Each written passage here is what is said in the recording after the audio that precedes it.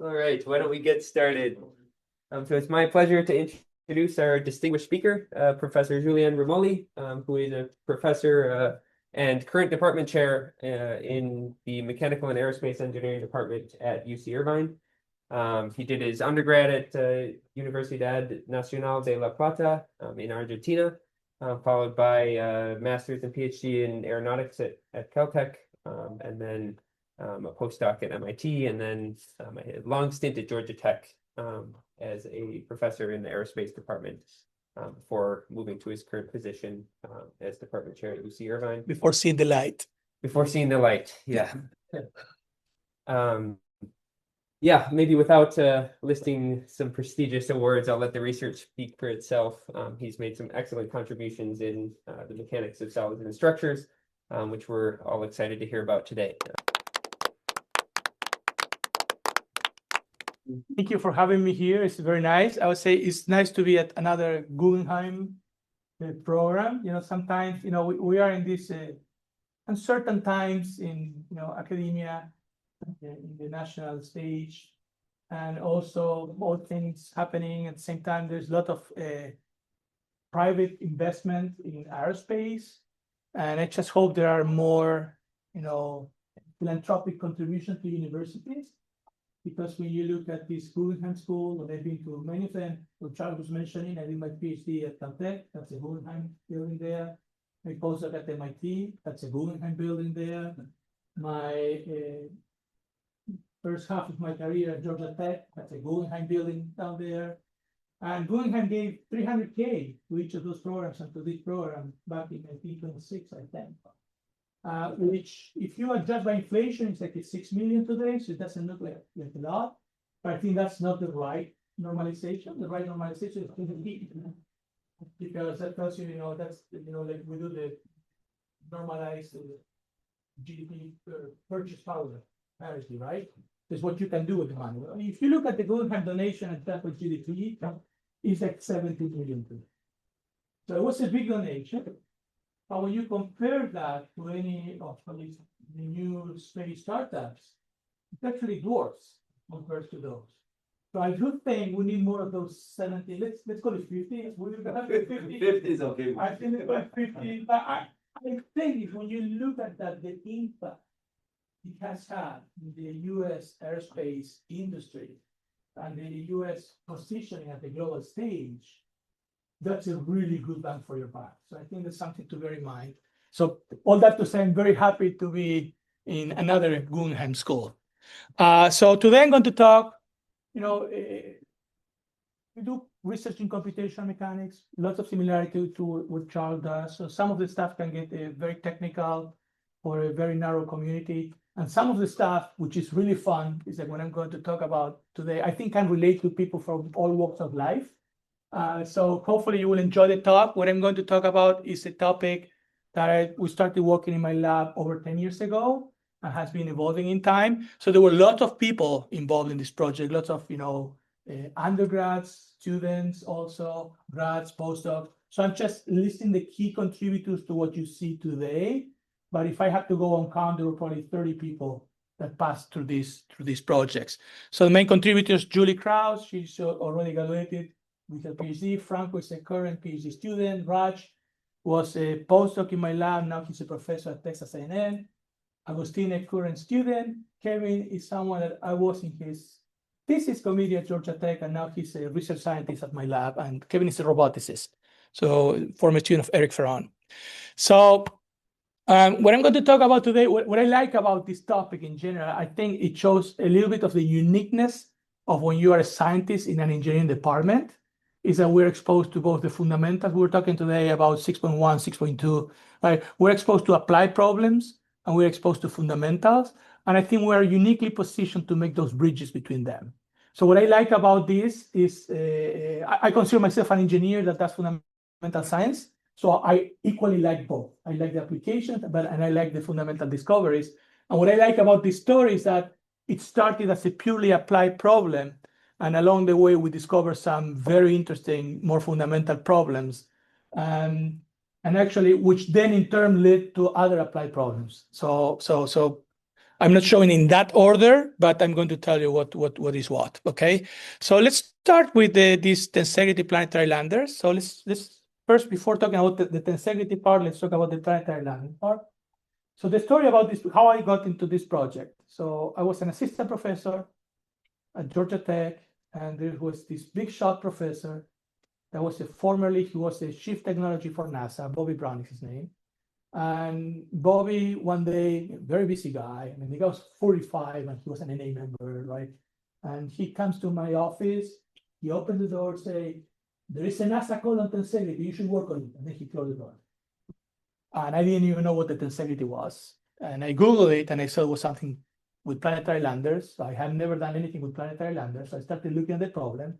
I started thinking, oh, planetary landers, what is the gravity, the planet where I'm going, what is the atmospheric density, what are all these variables? And from the point of view of a structural engineer, none of that matters. So you have your EDL team, which Bobby is an EDL guy, is entry, descent, and landing. And the EDL team does everything until touchdown. And what the EDL team tells you, we have this mass, which is part of it is structure, part of it is payload. What you really want to bring is the payload. The structure is just there to support the payload, right? Scientific instruments or whatever, when you're going to Mars, someday astronauts, not in the near future. They give you the mass and they give you the velocity. And your job is to design the structure, right? So that you can convert all that kinetic energy into strain energy. So conceptually, the problem is not different from what I'm showing you there. It's a little more complicated, but really not that much. So it's basically you have some kinetic energy, you have to convert it to strain energy. So you assume worst case scenario, let's say you don't want to waste your structure, right? You assume there's no dissipation, you assume worst case scenario, you hit the hard rock, not much dissipation there, right? All that energy has to go into your structure. So what really matters, in certain way, you want to minimize your structure mass to reduce that kinetic energy. You want to maximize how much energy you put into that structure. So somehow it's a game about energy density, right?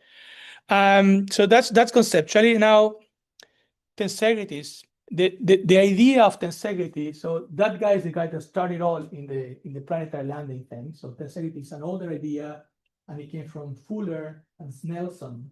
But this is Vitas Sanspiral. He was a researcher at NASA Ames. He's a roboticist. And he's actually there with this toy. This toy, probably, if you have kids, you have seen that.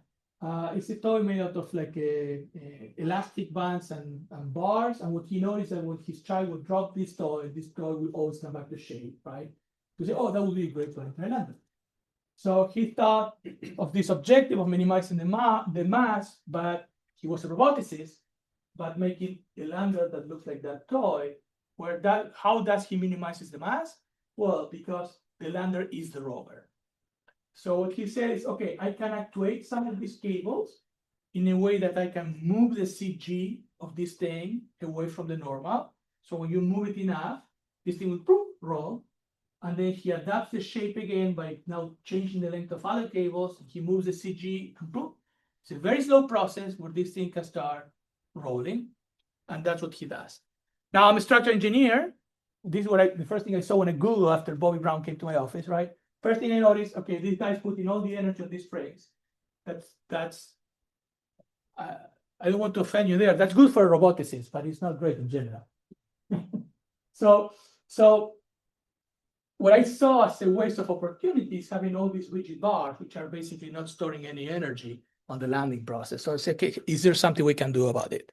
So that's kind of the inspiration. But before we go into specifically what we did in this realm, let me show you kind of like the prototype that I will be talking about throughout the entire lecture, but give you a little bit of intuition, because tensegrity structures are very counterintuitive, right? Our brains with structures, if you're a structural engineer, work mostly linearly, right? And if not linearly, at least with the concept of some proportionality. So all that to say, if you have a truss, traditional truss, think of a fuselage for a moon lander, it's all these trusses. A truss is a linear structure. So if you put a load P and your bar sees a load F, if your external load is 2P, the same bar will see 2F. If your external load is negative P, your Y will see negative N, right? It's a linear response. So you compute one, you know all of that. In a tensegrity structure, I will try to be precise. There's an equilibrium configuration. There is some pre-stress going on, but for arbitrary configurations in a large neighborhood around that equilibrium configuration, the sign of the load does not change. Which means I have that structure and I compress it, and in particular for this one, the ones that you see in red there will be under tension. The ones that you see gray will be under compression. I grab the same structure and I stretch it, and the one you see in red will still be stiff tension, and the gray ones will see compression. And that's what's going on there. And the way I explain it is I do the balloon analogy. Imagine you have like a party balloon, right? And the membrane of the balloon, is there any undergrad students here? The membrane of the balloon is stretched or is it compressed? Stretched. It's stretched. How about the air side? It's compressed by the membrane, right? So, and if you do this to the balloon or you stretch the balloon, it's the same thing. Of course, at some point you can start having wrinkles in the balloon if you stretch it too much. But for a finite deformation regime about that equilibrium configuration, your membrane is always stretched and your air is always compressed, right? And here, instead of having a continuous membrane, we have that red thing, which is like a mesh outside, imagine made out of a rubber band, and this mesh wants to contract. So then, because I have a mesh, I cannot put air inside. So instead of putting air, we can put these sticks in a very specific configuration. So we have equilibrium, and hopefully you believe me that these things are being compressed. So the bars there are like the air in the balloon example, and the cables are like the membranes of the balloon example, right? And you can show mathematically that these things, for a very large deformation, what I said is true. And very large, I mean, you can deform this in 50% either way, and you still are in that regime. Yes, you have preload. So, and that's the reason of the nonlinearity, is that these cables are like rubber bands. They have like a residual stress. And we do that experimentally by screwing the cables into a node, and how many turns we give, it stresses the structure. Now, this one in particular is based on a truncated octahedron kind of initial geometry. And then when you pre-stress it, it has like a 6 faces that look like squares like this. And when you pre-stress it, this thing acquires some chirality in that equilibrium configuration. So it doesn't look like a truncated octahedron. It's like a truncated octahedron with some chirality. Why we pick this one? Well, we went like the experimental route. We tried many in the lab. I had like a postdoc at the time and an undergrad student. They were working together. The undergrad is now at JPL. And what they were doing, basically trying to build different tensegrity structures that are known. And what we were assessing was, having them more or less symmetric, because if it is a lander, you don't want to have something that looks like a tube, right? Something that no matter which direction it falls, it resembles a sphere somehow. But also you can put too many bars and the complexity grows very quickly. So this was our kind of compromise geometry. After testing like 6 different geometries, this one's like the one that we say, okay, this is a good compromise. It still has some directions that are not very good for impact. And so I spent a summer at JPL as a visiting professor, and this is a prototype I built over there, right? To give you an idea, again, it's kind of like can we dim this light, the one on the front? Is there a way it can be dimmed? Yeah. Okay. Not sure. It's okay. Can you? Oh, it is. All right. Good. Great. So let me show this again. So this is made out of 70-75 aluminum for the bars, right? And steel for the cables. So these are very, very stiff materials. The materials are in the elastic regime. They recover their shape. There is no permanent deformation. But hopefully you can see that balloon analogy at play, where you can see that this structure deforms a lot, right? And bounces kind of like a balloon. And the other interesting thing is that you can observe here is that look at all the bars. These bars are all buccal, right? So this bar, when you are designing a truss, you never want to get into the buckling regime, because if you design a truss and one bar buckles, what happens to the undergrads there? One bar buckles, the structure is gone, right? So you always put a safety margin there. You don't want to get even close to buckling. But that was kind of like our first contribution in this area. We realized that these structures, for a large regime after buckling of their in the bar members, the structure overall remains stable. So and why is that buckling important? So from the point of view of energy, so let's say I'm doing here like something that would be reasonable for space structures. This is a titanium bar, 60 centimeter long, like a 2-point-something centimeter in diameter, roughly 1 millimeter thickness. I don't remember the alloy specifically, but you get, if you do the math, you get 6,000 newtons as a buckling load.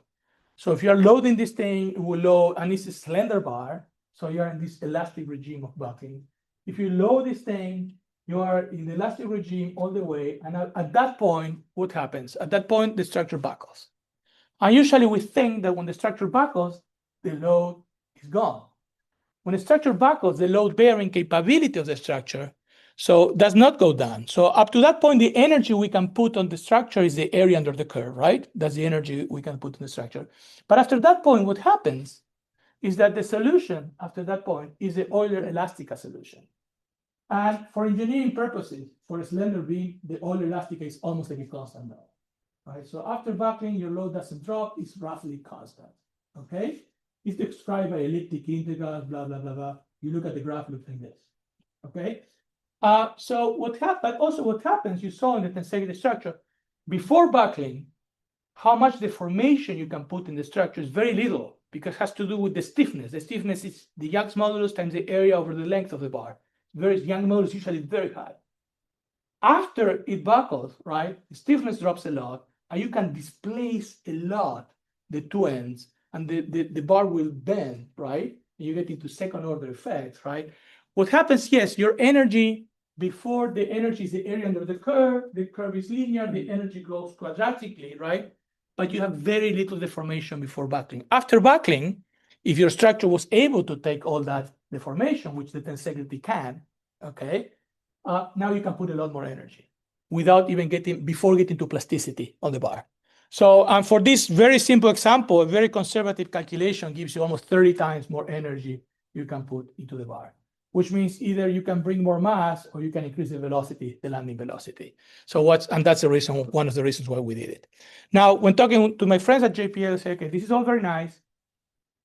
If you are going to ever try to assess this for a mission, you have to evaluate, the probability of success or failure of the mission. So you kind of do one simulation like we do in the lab just to see, right? So you need to have the ability to do like a Monte Carlo sampling, whatever. You can, put the effects on your structure and throw it in different modeling thousands of times, and then it might land flat or an angle or different kind of terrain. They barely know. They have an ellipse where they think it's going to land, and they have a pretty good idea of the terrain, but where that will hit, can make a big difference. So you need to run many simulations. Now, we can simulate a structure like that with traditional methods. We can do a fully Lagrangian finite element formulation, right? And it's okay. Now, the problem, because we need to capture buckling, you need to put, in our experience, when we look at simulations of these systems to be converged, roughly 64 elements. I say 64 because I always work on base 2. We do 2, 16, right? 2, 8, 16, 32, 64, 128, which doesn't change much. So roughly 64 elements. So now you have to put beam elements. Each node has like 6 degrees of freedom, right?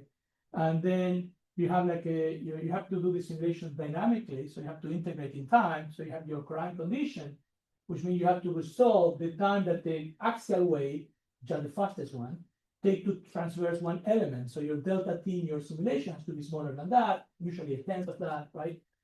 So all of a sudden, you have to resolve that very high wave propagation on an event that is on the order of a second with lots of degrees of freedom, right?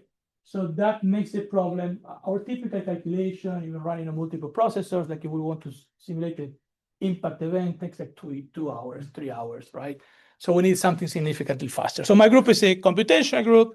So we take pride on developing models when needed. So say, okay, let's try to make the simplest possible model. And the way of thinking, this is something that I think a high school student with a little bit of structural mechanics knowledge could do. Okay, it's an algebraic problem. It's extremely simple problem, and I think very elegant, particularly when I show you how it compares to like a full-blown abacus simulation of this problem that is highly geometrically nonlinear. Okay, so it's not an easy problem. So when I say, okay, I'm showing you the end product. I tried like a million things before getting to this. Okay, so the end, again, a compromise solution. I wanted to do a lumped mass system. So I want to replace this by a lumped mass system in the hopes that this will require less degrees of freedom than a finite element simulation, right? So this is the one that we like the most. So it is symmetric, of course. So M1 and M1 are the same, M2 and M2 are the same. Then K1 are the same, K2 is different, and then the KT are the same. So you have angular springs and axial springs. Again, to emphasize, we don't have this in the system. I want to use this as a model of the continuum bar, okay? I want to model that system as this system. So I want to find the parameters that basically reproduce the most important part of the physics of this problem, okay? So we start, the trivial one is the case, right? So you don't need to do anything. That's typical structural mechanics. As I said before, the stiffness is Young's modulus times area over the length. So the only thing you see difference is that I put the length as a fraction of the total, right? Because I want to be able to play with this thing later on if needed, with the location of those masses. So that's also like a parameter in my model. But basically this is K1 and K2 is EA over L, whatever L is for that segment. So with that way, you guarantee that this entire thing has the same stiffness as the bar. That's the first thing you need. Pretty trivial. Then the second thing you need is the mass properties. These things are going to be rotating in an impact and stuff like that. So you want to have not only your mass to be the same, but the moment of inertia. If you do any lump mass scheme, finite element, you can get the mass right, but you don't get the moment of inertia. Usually we don't care about that because by the time you have 64 elements, you also get the moment of inertia right. But if you have like a finite element discretization with 3 elements, your moment of inertia is way off. But again, it's an algebraic problem. We say, okay, the mass of the discrete system is the mass of the continuum bar. The moment of inertia of the discrete system is the moment of inertia of the continuum bar. Again, trivial, right? It's high school algebra, you get your masses. Now we learn a little bit. So from the masses, we learned that alpha, remember, was where we place those two masses. It cannot go too far away, otherwise you would need negative masses, right? So now we have a constraint where we can place those internal masses, okay, between the center, which they do become 1, and some point less than square root of 3 over 3 of the length of the bar. So good. But now comes the interesting part, I think. And I think this is extremely simple, extremely beautiful. So at Georgia Tech, I would sit on the qualifying exams, and there was this professor, Julian Rimoli. He would always ask questions about modeling buckling of systems with masses and springs and stuff like that, which are usually you get like a very nice, elegant solution. And that gave me the idea, okay, I can treat, so we know the buckling load of the continuum system. It's the Euler buckling. I forgot to put the support. This is like a simply supported system. So it's pi squared EI over L squared. That's the buckling load of that bar. So that's the load that would produce that stability that you saw. And it happens you can find a closed form solution for the buckling load of this system. It's relatively easy to find, right? And all I say, okay, I want my discrete system naturally, when I'm compressing it, to buckle when you reach the Euler buckling load. So I just equate those two. I enforce that my system buckles there. And what I get from that is the angular spring stiffness. Also, I think, very elegant solution. Okay, so now we have a discrete system, all closed form equations that actually I can run on real time on a phone. And literally, some of you knows about my app, Trust Me, to teach structures.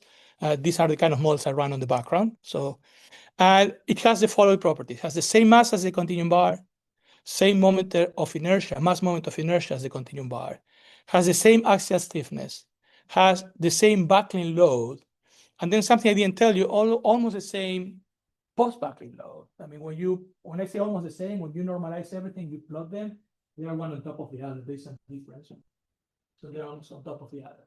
So also conceptually, I think the beautiful part of it, when you see the low displacement curve I showed you before, right? So linear, and then these elliptic integrals that for so almost constant part. So that very nonlinear behavior happens on the continuum bar exclusively because of geometric nonlinearities, because the material remains elastic. And this system is a linear system, and you get the same behavior exclusively because of geometric nonlinearity. So conceptually, it is the same problem, right? So, which I find particularly beautiful from the elegance of the physics that is driving this thing. So the nonlinearity comes all because of geometry. Your materials, or in my case, my springs, are all linear, but the emerging behavior is nonlinear, right?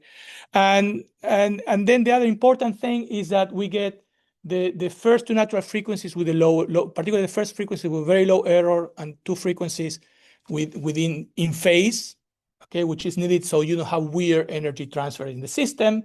That is with alpha equals 1/2. So I can tune alpha to get the natural frequency I want on the system, right? That's the last thing important for the dynamic problem. But the most interesting thing, I was telling you, for a bar, you need 64 bars, which roughly, so then 65 nodes, right? And 65 nodes times 6 degrees of freedom with a very small delta t, right? And here we need 12 degrees of freedom with a much larger delta t. So if you do the math, it's like 500 times faster, basically, than to do the other. And 500 is a lot, right? So we're talking, going from like 3 hours or 2 hours and something to 15 seconds or so. So it's a big acceleration. Now, on the implementation, the other things becomes very trivial to implement. So you only have to track, again, these bars are articulated at both ends. That's how we build them. So the bars at the ends can do this kind of motion, right? So they can, and they do that when we observe them. Usually gravity or acceleration defines in which direction they're going to back on, there's some oscillation. So we don't need to track rotations or anything. We just track the bar location. So the mass location. So the system is characterized by the positions x1, x2, x3, and x4. From those positions, I can get the vectors t, which point from, this t goes from x1 to x2, t2 goes from x2 to x3, so on and so forth. From that, we can get the unit vectors by dividing by the magnitude of t, okay? This is for a given spatial configuration. And now I can get how much is spring, stretch. I just measure the current length minus the initial relaxed length of the spring, right? And I can get the delta L for each spring. I can also get the angles by doing the dot product of the unit vectors. And then I can put that on the energy. So we have the axial springs energy, the angular springs energy over there. And I can do the derivative of the energy with respect to your positions, and you get your nodal forces. And once you get your forces, if you divide by the mass that is lumped, you get the acceleration. So if at any given time, your positions and your velocities, now with this, you get the forces, then the accelerations.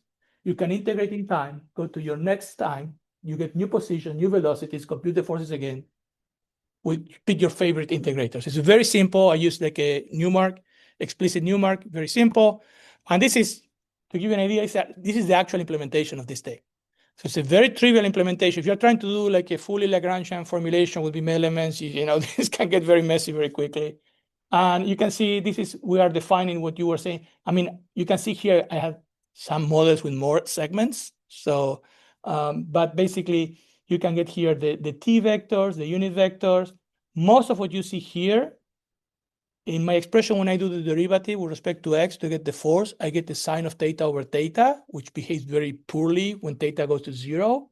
So this is just a Taylor series, right? So you see theta, theta squared, theta 4, theta 6, theta 8, right? So it's just Taylor. This is the most involved part of the calculation, right? And then you compute your forces, and this is if it is a bar.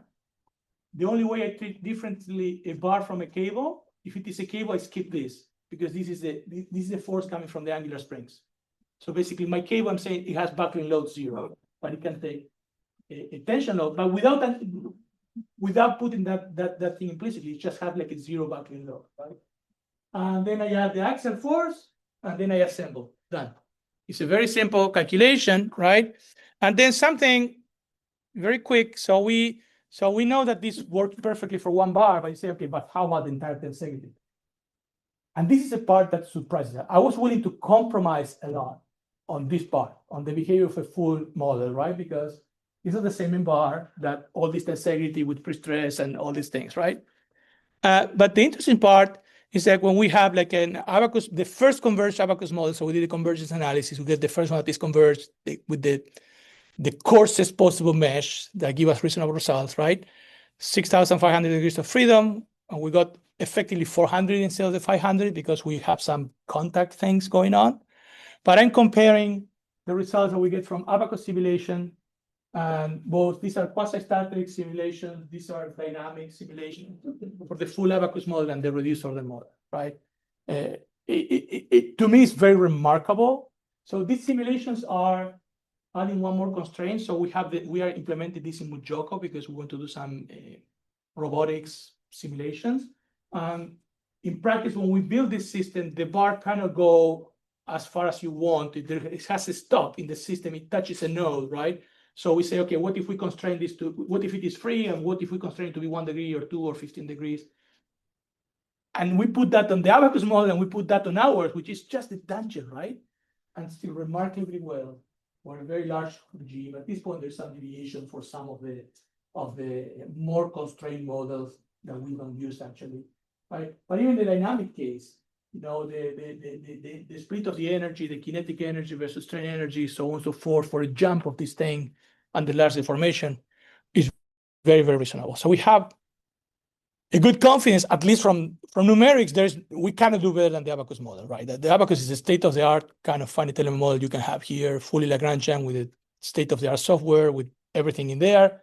We're getting pretty much the same. So we have some confidence on these results. We start learning a little bit more about the physics of these structures and what's going on with these structures. So we pick one, I told you, so this, my colleague here that comes from my same undergrad program, he saw this in our undergrad. I don't know if you teach that in your undergrad.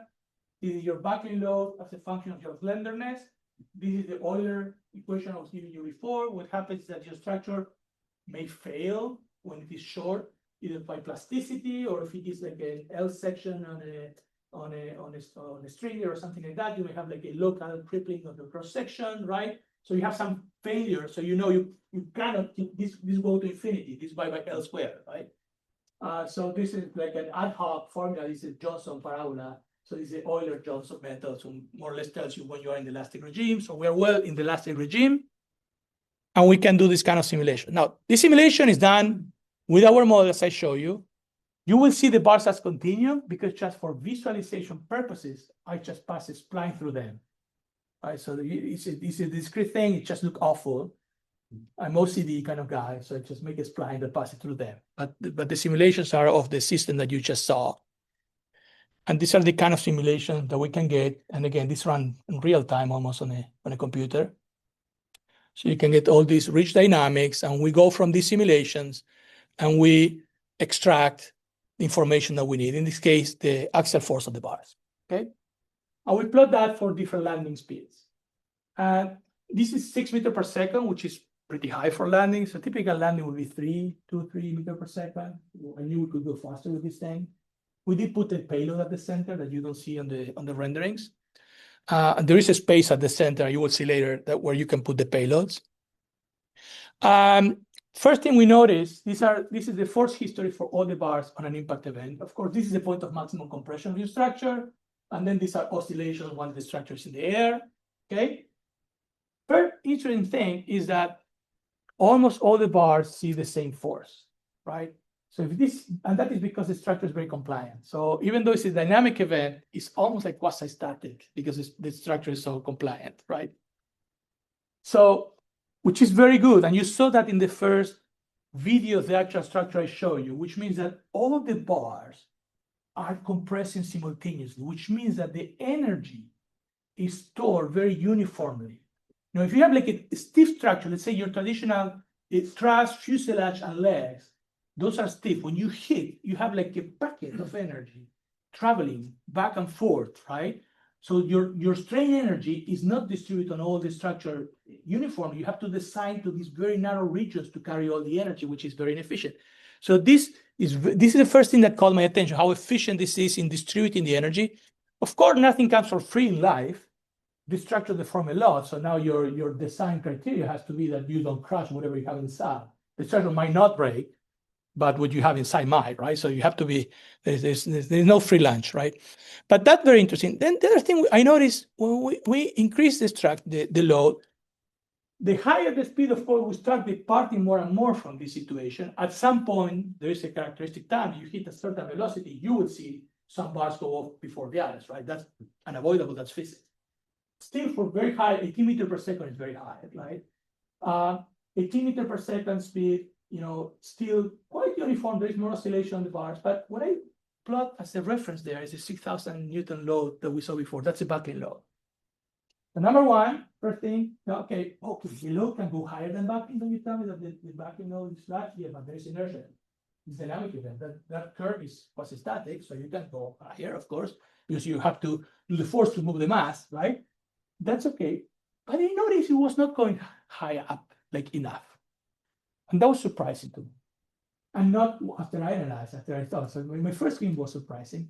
So then what I did was kind of like what you would call like an L infinity norm, right? So I look at all the cases. So for each case, I look at all the times, all the bars, the highest load, right? And I plot that versus the kinetic energy of the landing coming into the ground, right? Let me skip this. And when you see something like that. So the other thing you see is this is a pre-stress that we were talking about, but pre-stress doesn't have much of an effect. You just do it to achieve the stiffness that you like, but nothing else. So what you see is this saturation. So it's beautiful, which this means that your peak load kind of saturates because your bars reach that buckling. Of course, it's more than buckling because of inertia, but okay, it's saturated. But the beautiful part is not that you see this in the bar, is that when you look at the cables, the same pattern happens.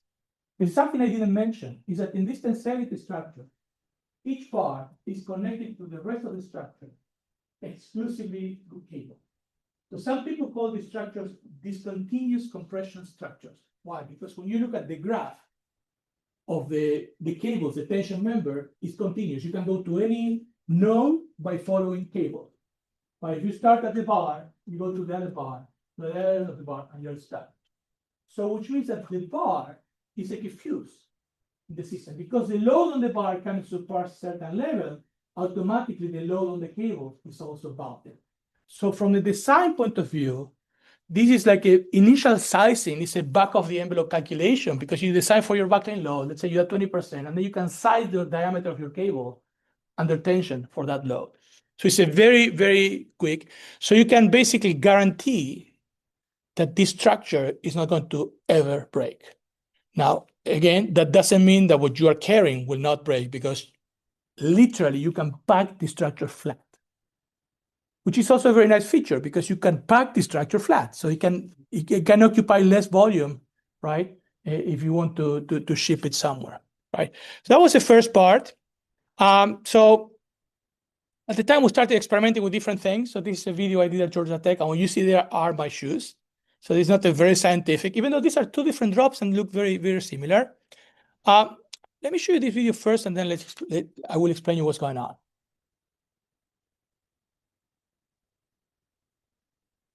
Okay, so one case looks like an elastic impact, and one looks like a plastic impact, but this is the same structure. So what's going on? We put a very advanced Argentine cutting-edge high-power device. It's a dog leash. So we put this dog leash over here, and the dog leash has two modes. In one mode, it always has a constant spring. When the dog walks towards you, it's collecting the leash, but it has two modes. In one, when the dog wants to walk away from you, it is free to walk away. And in the other one, it locks when the dog wants to walk away from you, okay? So the one on the left, the dog is free to go, and in the one on the right, the dog is not free to go. So you see when the dog is at the bottom, the owner is at the top. When the dog walks towards the owner or the owner towards the dog, the leash is being collected. But then if the dog wants to walk away, the one on the left is free to walk away.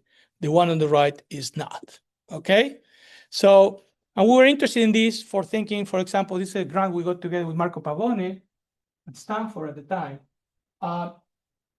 for landing on asteroids, because sometimes you don't know what the ground is made of, so you may bounce too much and then you ruin your entire mission. So what is something that no matter what, it just lands and stays there. Now, where did the energy go in these plastic events? Any of the undergrads?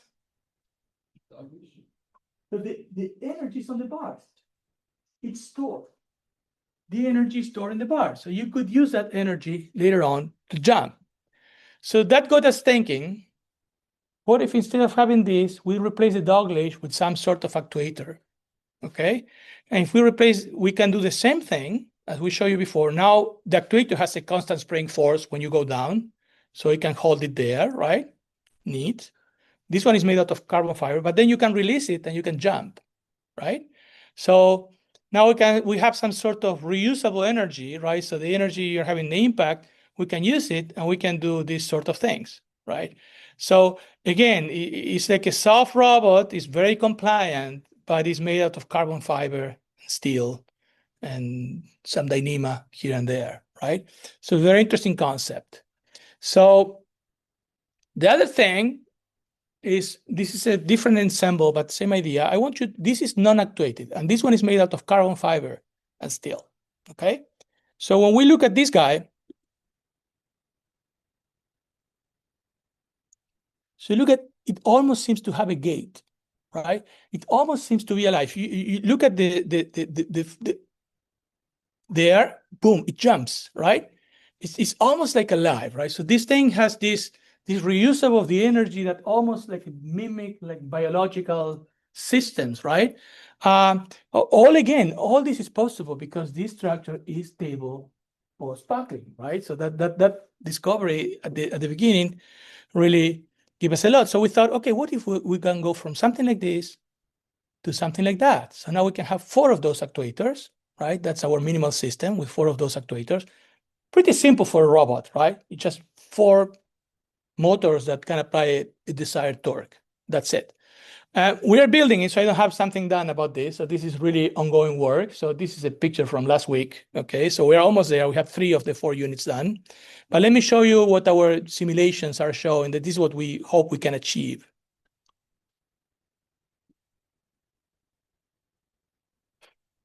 So which we think, I don't know if it is useful, but it's pretty cool. Now, we think it would be useful because we are planning, for example, if we have done this, so in the lab, we can replace the cables. Actually, we can wrap a fabric around these things.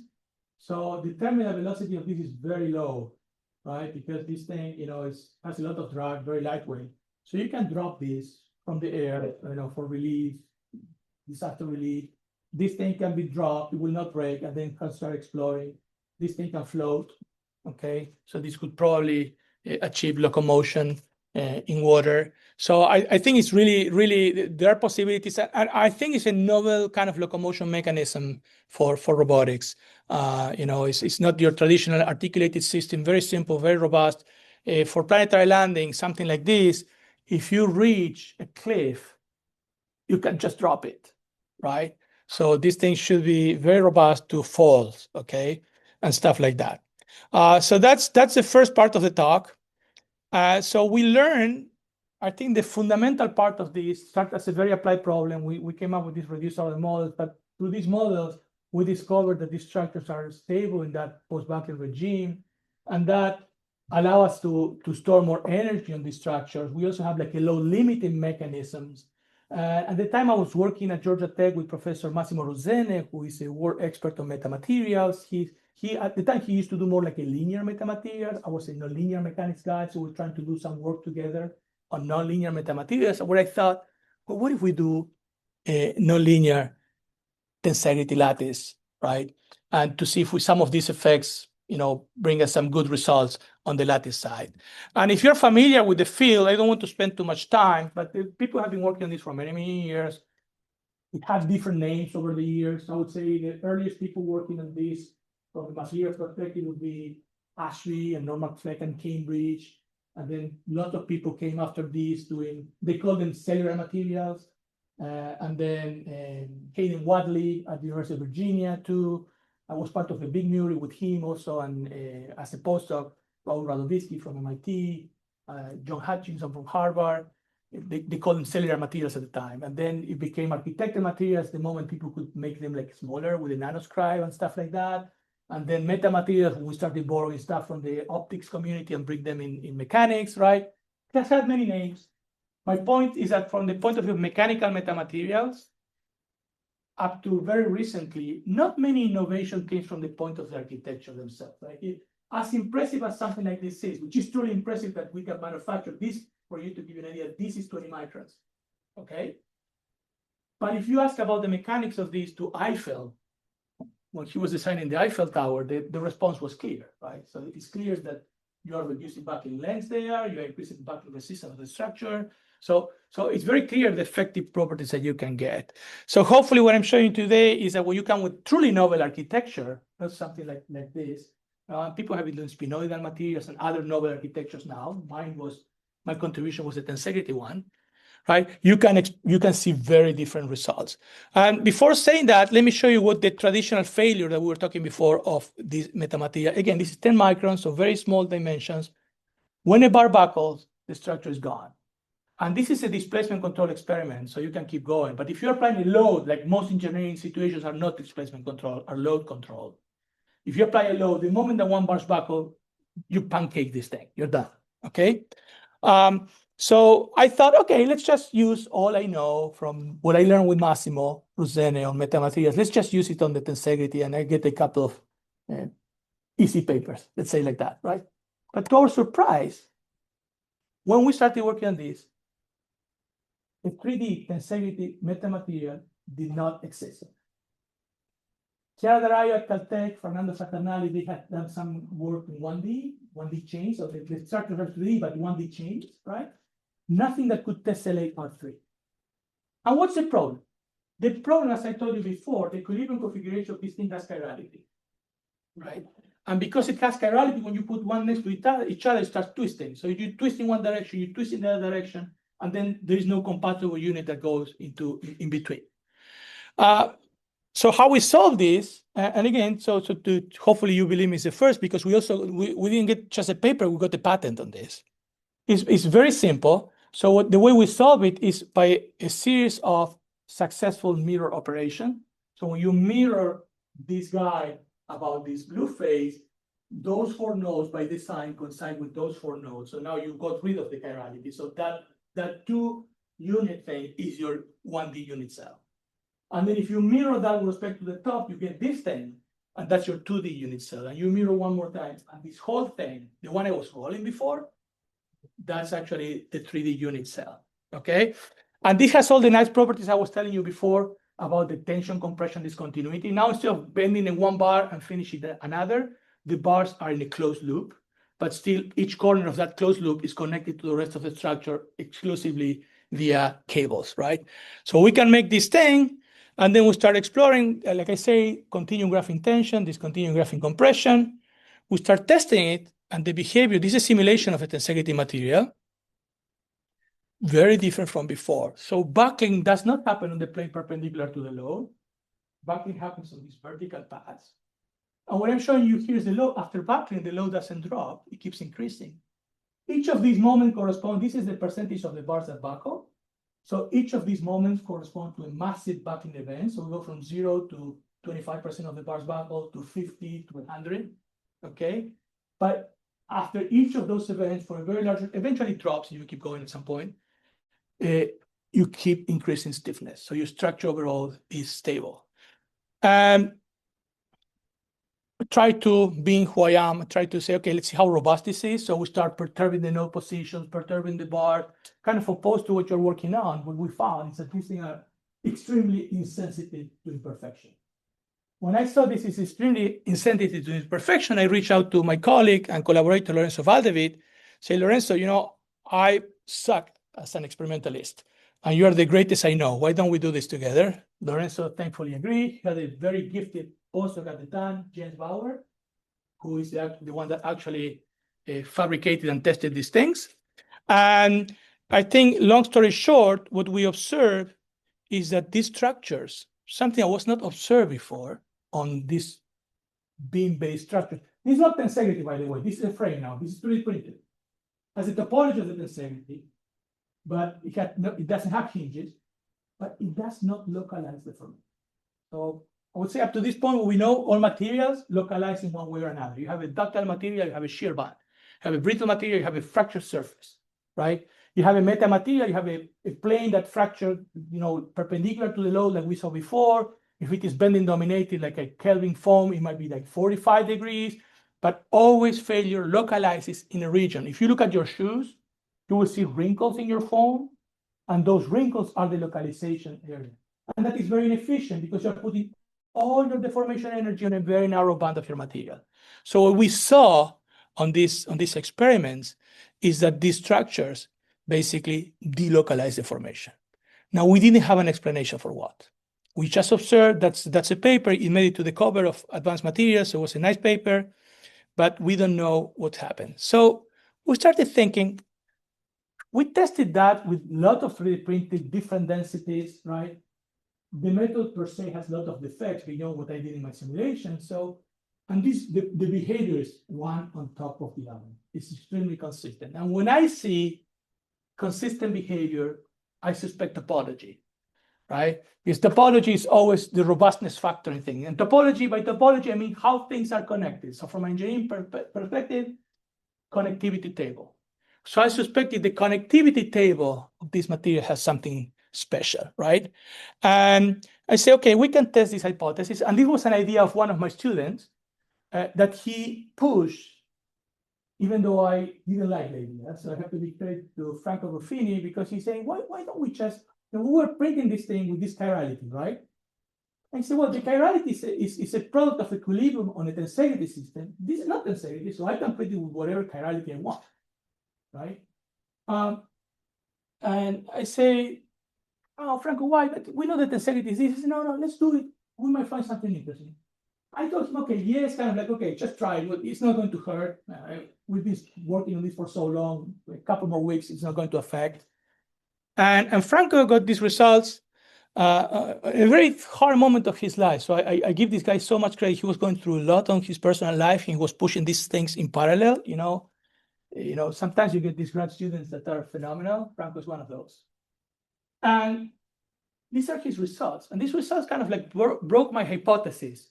And I got like a full, ARO grant based on that hypothesis. My hypothesis was this behavior has to do with the connectivity table. So he showed me here by changing the chirality, you have a system with the same connectivity table, and some localized and some don't. So it cannot be the connectivity table. Right? You have the same connectivity. And there were some people working on granular material and stuff like that says that the connectivity is what matters. So this also invalidates some other findings that probably people just got lucky. But we still see that with the chirality, after a certain point, usually around the zero chirality, when you see here dispersion, because we on top of that chirality, we are randomizing things. We want to make imperfections, right? So we're randomizing eccentricities of parts, not positive. But very interesting, within this margin, after a certain point, there's no more localization. Structure, we did this experimentally and in simulations. Experimentally, less points. So what you're seeing now is the result of simulations, but we did the certain checks experimentally, and we corroborated this. See what's going on. So then, is it the chirality? But again, there are lattices that have no chirality and they localize. So chirality alone, is not present on every single lattice, right? So here we go back to the topology idea. So now some credit back to me. Say, let's do the two extreme cases and let's look at the graph.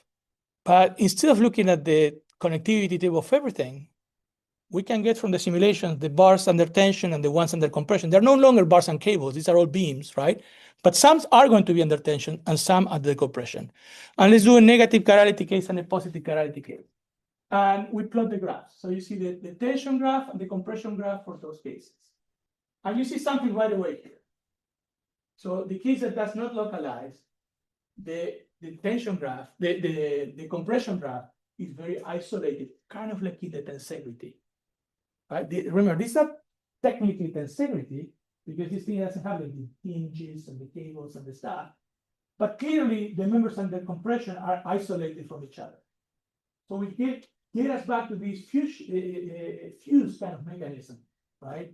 And if we want to quantify it, I was watching at the time this very fascinating video on the It's a Small World, right? So there is this measure of the graph where you look at the average global efficiency, which means on a graph, you look at the shortest path to every other point on the graph, and you do the average of that distance. That's your average global efficiency. And we noticed on all our simulations that the tension graph had a larger efficiency than the compression graph on cases that did not localize and vice versa. So we defined, and this I'm going to finish the talk with this graph actually, the ratio of them as the localization factor. Now that I look at this, I say, I'm an idiot. It should have been the log of the ratio. Because I plot the ratio and then I show it in the log plot. The log goes from 10 to the minus 1 to 10 to 1. So anyway, it's published. There's nothing I can do about it.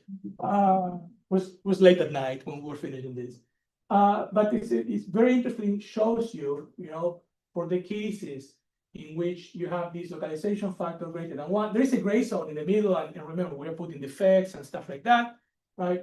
You have delocalization and non-localization. And then what we did, we checked with all the other lattices we know, right? I just plotted 2 here, but we checked with all of them that don't have chirality there, but I can do the graph analysis.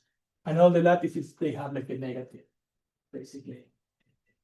Less than 1 localization factor, right? So kind of, again, it's an empirical observation, but I think it holds very well with these truss-like lattices, at least on all of them, all that we have tried. We're doing some extensions to 2D of this theory. We're not quite there yet. And also has a nice analogous. In certain way, this is like a percolation problem, right? So you are not letting your compression members are not allowing the failure to percolate because they are stopped. The graph is disconnected. They're stopped by the tension members, right? So I think there's some connections to percolation theory we have not explored, but I think should be pretty straightforward after this. I like to have a graph measure. I have my own background a little bit working with meshes and doing some algebraic topology in the past. So I like to see this connection. So I will leave you here with the remarks. I would just like to say that I think what I enjoy the most about this work is this interplay. We started with this very applied problem on the planetary lambda. We discovered this post-back instability. We say, can we send this to tensegrity metamaterials? And then we create this new kind of metamaterial. We see this new phenomenon, delocalization, the new phenomenon, a new physical phenomenon. We sort of, from that, we say, okay, that's what I didn't show in the right order. From that, we say, can we do now the robots using these lattices? And we came back to the one that Ken got about, right? And then we wanted to explain, and then we finished. Very recently, we published the work about the delocalization. So I leave you there, and thank you very much for the opportunity. It's been a great pleasure being here.